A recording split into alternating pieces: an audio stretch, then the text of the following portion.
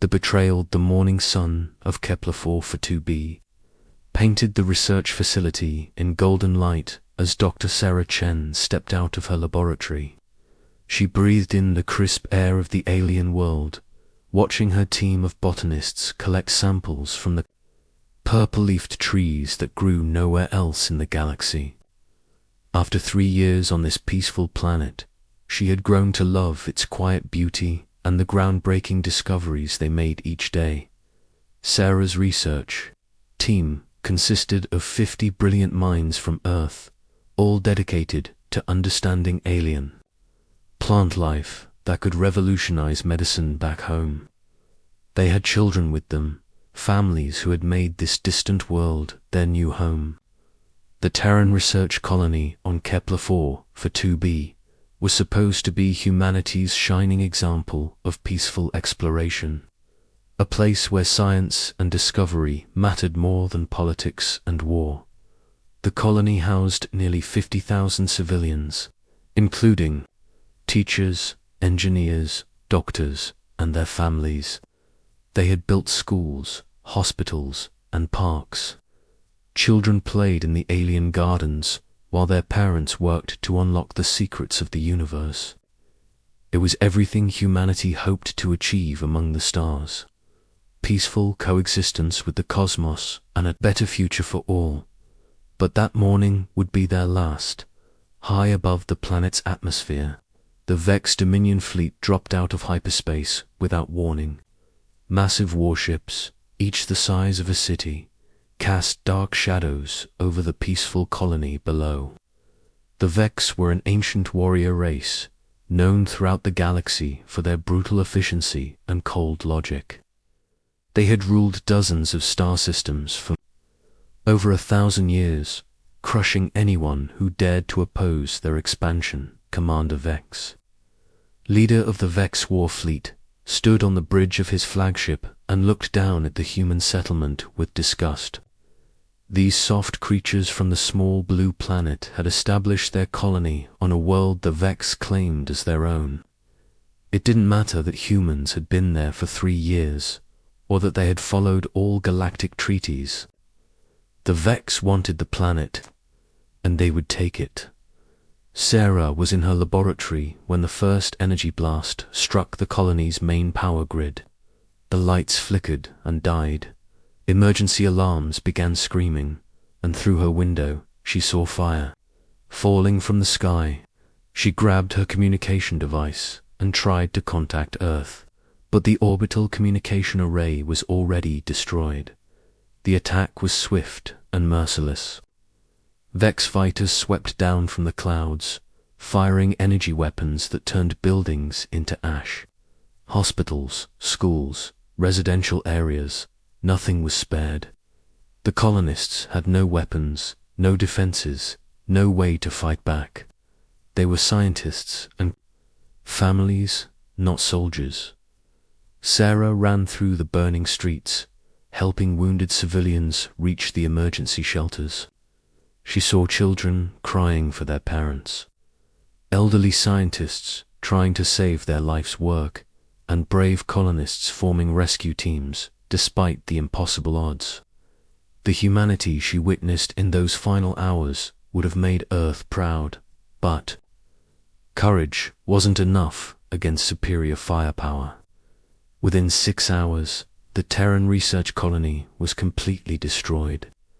50,000 innocent lives were lost, including Dr. Sarah Chen, who died while helping others escape a burning medical center. The Vex landed their troops and claimed the planet as their own, as if the human settlement had never existed. News of the massacre reached Earth 2 days later. The loss hit humanity like a physical blow. These weren't soldiers who had died in battle, they were peaceful researchers, teachers, children with their whole lives ahead of them. The entire planet mourned, and calls for action echoed from every nation and colony.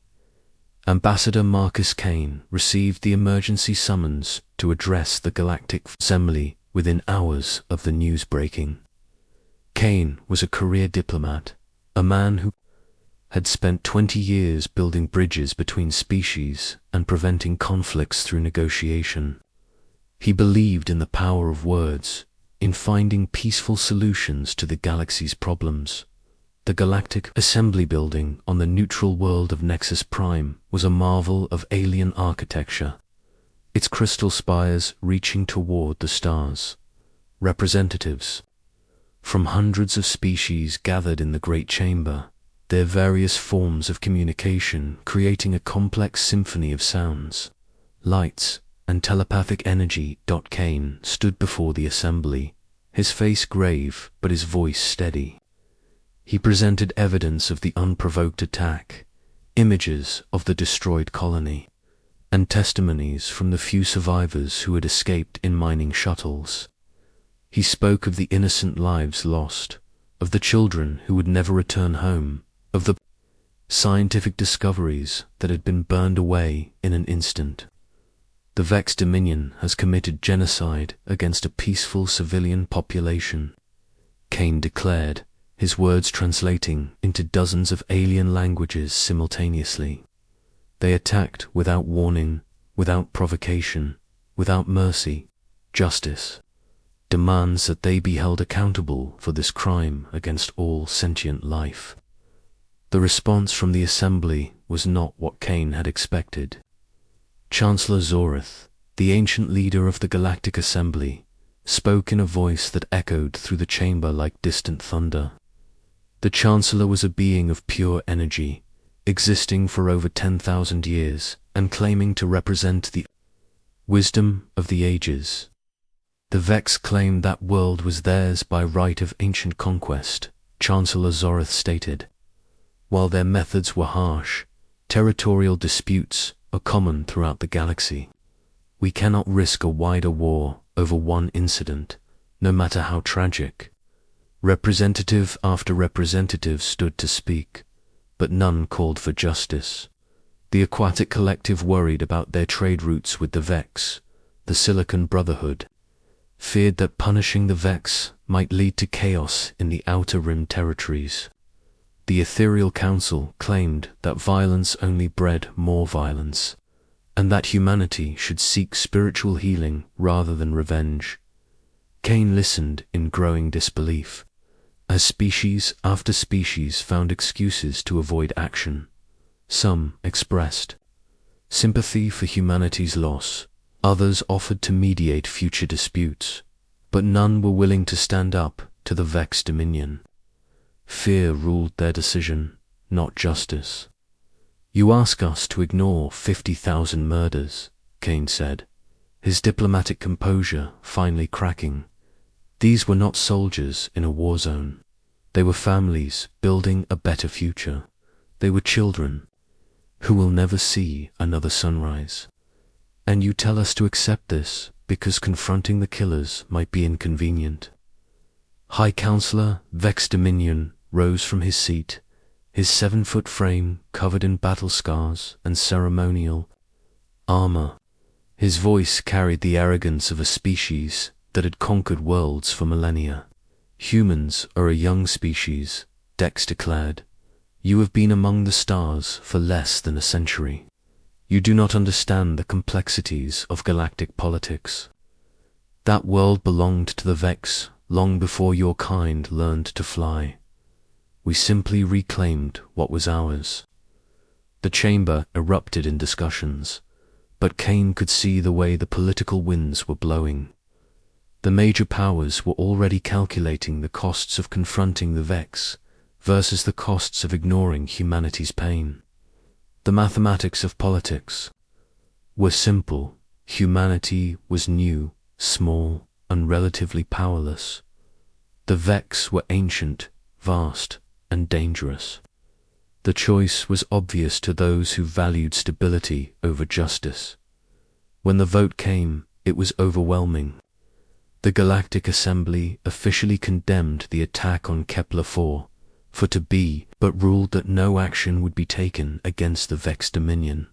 They cited the complexities of ancient territorial claims and the need to preserve galactic peace. The matter was declared closed. Kane stood in stunned silence as the vote totals appeared on the chamber's displays. 237 votes for no action, 15 votes for sanctions, and only 3 votes for military intervention. Humanity had been abandoned by the galaxy they had hoped to join as equals.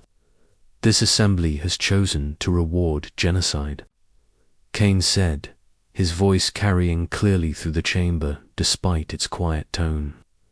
You have told every peaceful species in this galaxy that their lives mean nothing if someone stronger decides to take what they have built. You have chosen order over justice, convenience over courage. Chancellor Zarith's energy form pulsed with what might have been irritation.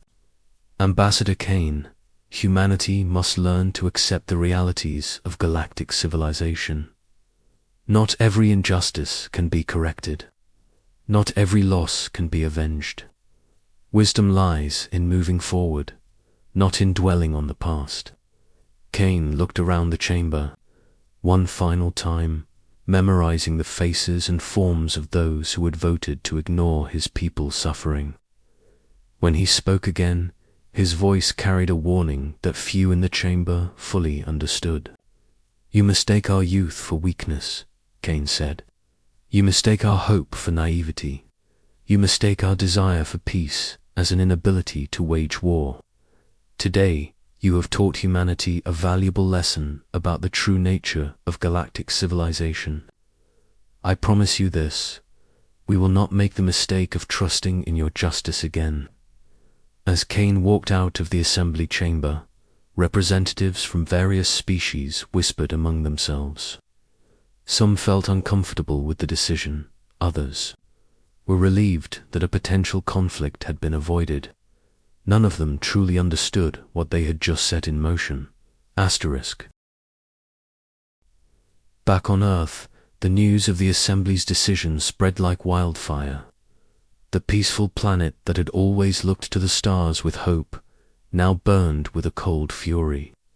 In government buildings, military academies, and research facilities across the globe, a new determination took root. If the galaxy would not provide justice, then humanity would create its own. Admiral Victoria Stone received her classified orders within hours of Kane's return to Earth. Stone was a brilliant military strategist who had spent her career preparing for threats that most hoped would never come. She had studied every major war in galactic history, analyzed the tactics of every successful military campaign, and designed contingency plans for scenarios that seemed impossible now. Those impossible scenarios were becoming reality. Operation Nightfall began in the deepest secrecy. Hidden military installations came online across the solar system. Weapons that had never been tested in combat were loaded onto ships that had never been seen by alien eyes. Earth's greatest scientific minds turned their attention from exploration to war, and they brought all of humanity's creativity and determination to the task. The galaxy had made its choice. They had chosen to preserve their comfortable status quo rather than stand up for justice. They had chosen to appease the strong rather than protect the weak. They had chosen to ignore genocide rather than risk conflict. But they had also chosen to underestimate humanity, and that would prove to be their greatest mistake. As Earth's secret fleets began to move through the darkness between stars, Dr. Sarah Chun's final message played in government chambers across the planet. She had recorded it in her laboratory's emergency backup just before the Vex attack began, not knowing it would become her last words. If something happens to us, her voice said, don't let our deaths be meaningless. Don't let them silence the voice of peace and discovery.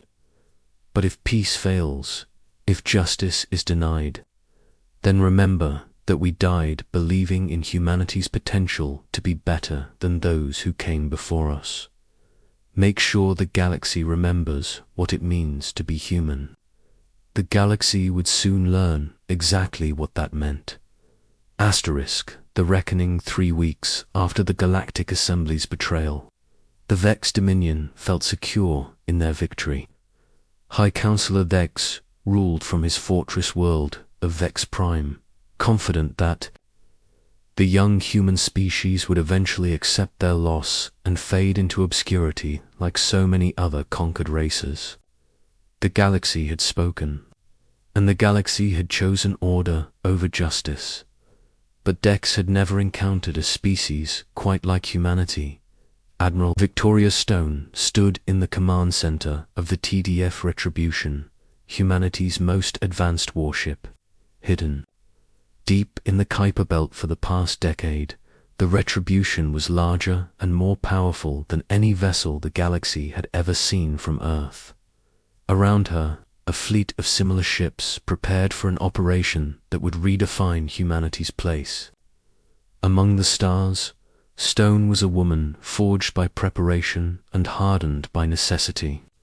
While Earth's diplomats had spent years building peaceful relationships with alien species, she had spent those same years studying galactic warfare and preparing for the day when diplomacy would fail. That day had arrived, and she was ready. Status. Report, Stone commanded, her voice carrying the quiet authority of someone who had never lost a battle. All fleet elements are in position across 12 star systems, reported Captain James Morrison, her tactical officer. The Nightfall Protocol is armed and ready. We have confirmation that our stealth fields are holding. The enemy has no idea. We're here.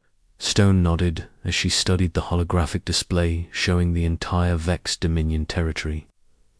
Red dots marked their military installations, supply depots, communication hubs, and command centers. Blue arrows showed the positions of Earth's strike fleets, invisible to Vex sensors, but perfectly positioned for maximum devastation. Remember, Stone addressed her command staff, we are not here for conquest. We are not here for territory. We are here to deliver justice and ensure that no one ever again mistakes human mercy for human weakness. The Vex will learn that there are consequences for genocide. The plan was audacious in its scope and terrifying in its precision. While the galaxy believed Earth possessed only a handful of exploration vessels and defensive platforms, humanity had secretly built the most advanced fleet in known space. Earth's engineers had studied every piece of alien technology they could acquire, reverse engineered it, and improved upon it with human ingenuity. The result was a military force that combined the best of human and alien science, enhanced by Earth's unique approach to warfare, where other species relied on overwhelming force or ancient tactics. Humanity brought unpredictability, adaptability, and a willingness to break every rule of conventional galactic warfare. At exactly 0300 Galactic Standard Time, Operation Nightfall began. The first target was the Vex Communication Network. Earth's cyber warfare specialists, led by Colonel Sarah Kim, had spent months infiltrating Vex computer systems. When the signal came, they unleashed a cascade of viruses and logic bombs that shut down every major communication hub in Vex space simultaneously. In seconds, the mighty Vex Dominion was reduced to isolated pockets, unable to coordinate their defense. The second wave struck the Vex military infrastructure. Human ships, cloaked and silent, appeared throughout Vex space like ghosts materializing. From the void, railgun rounds traveling at significant fractions of light speed punched through shields that had protected Vex fortresses for centuries.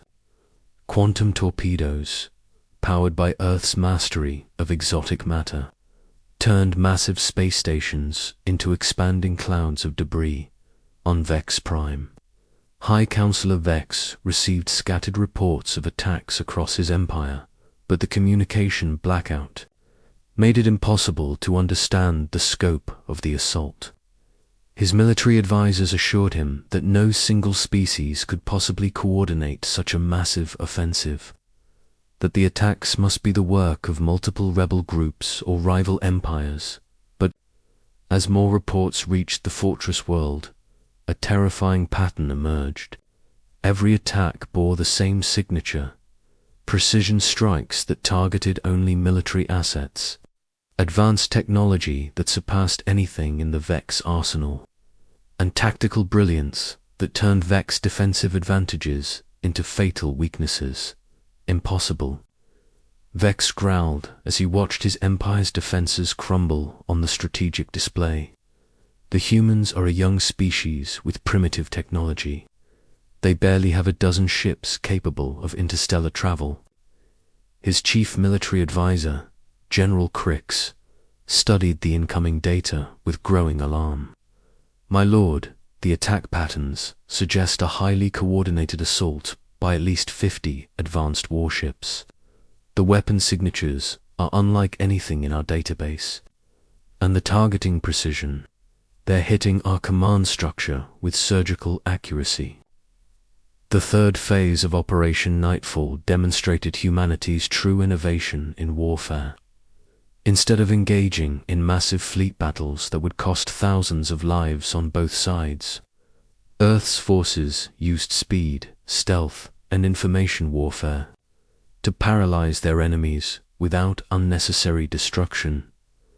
Captain Lisa Chen, commander of the stealth destroyer TDF Wraith, led her squadron in a lightning assault on the Vex fleet yards at Tartarus Station, using advanced holographic camouflage and engine dampeners that made her ships effectively invisible. Chun's force slipped past the station's defenses and planted quantum charges on the main shipyard facilities. "Remember the colony," Chun whispered. As she activated the charges, the resulting explosion turned the largest military shipyard in Vex space into a brilliant star that could be seen from 3 systems away. In one stroke, humanity had crippled the Vex ability to build new warships. For decades, similar attacks played out across the Dominion. Supply convoys vanished as human interdiction fleets struck with impossible precision. Fuel depots exploded in chains of fire that lit up the void. Command centers went silent as human special forces teams materialized inside supposedly impregnable fortresses. But the most devastating assault came at the heart of the Vex military machine, their pride and their symbol of invincibility. The Super Dreadnought Dominance was the largest warship ever built by the Vex, a mobile fortress that had conquered entire star systems. For 800 years, it had never been defeated in battle. Admiral Stone personally led the assault on the Dominance. Her flagship, the TDF Retribution, faced the Super Dreadnought in single combat above the mining world of Kronos 7. The battle was broadcast across human space, with billions watching as their admiral challenged the symbol of Vex supremacy. The Dominance fired first, its ancient weapons unleashing enough energy to crack a moon. But Stone had studied this ship for years, analyzed every battle it had ever fought, and designed the Retribution specifically to counter its advantages. Human point defense systems intercepted the Vex missiles with impossible accuracy.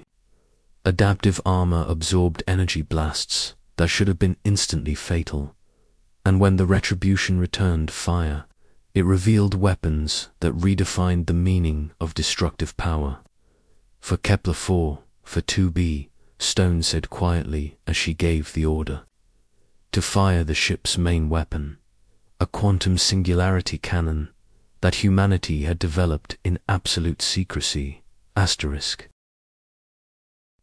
The beam that lanced out from the Retribution didn't just penetrate the Dominance's shields, it ignored them entirely, operating on principles of physics that Vex science had never explored.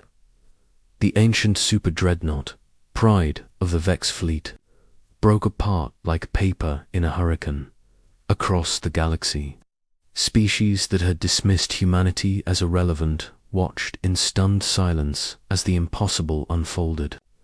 The mighty Vex Dominion, conquerors of worlds and terror of the Outer Rim, was being systematically dismantled by the young race they had thought to intimidate into silence. In the Galactic Assembly Chamber on Nexus Prime, emergency sessions convened. As representatives tried to understand what they were witnessing, Chancellor Zorith's energy form flickered with what might have been concern as reports flooded in from every corner of Vex space. "How is this possible?" demanded the representative from the Aquatic Collective. "The humans barely have a space fleet. Our intelligence reports showed them as a minor species with limited military capability." Ambassador Kane, who had returned to Nexus Prime to observe the Assembly's reaction, smiled coldly as he addressed the chamber. "Intelligence reports can be misleading when based on assumptions rather than facts. You assumed that because we preferred peace, we were incapable of war. You assumed that because we were young, we were weak. You assumed that because we asked for justice, we couldn't take it ourselves." The chamber erupted in chaos as representatives demanded explanations, threatened interventions, and struggled to comprehend the new reality unfolding before them. The comfortable order they had preserved by ignoring human suffering was crumbling as humanity demonstrated that they would not be ignored on Vex Prime. High Counselor Dex faced the collapse of everything his people had built over millennia.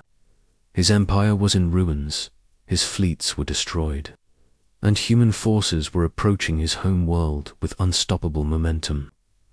For the first time in his long life, the proud Vex leader felt something he had never experienced before: fear. "Contact the human fleet," Dex ordered, his voice heavy with defeat. "Request terms for surrender." The message reached Admiral Stone as her fleet took position around Vex Prime. The planet's orbital defenses had been systematically dismantled, its military installations reduced to glowing craters.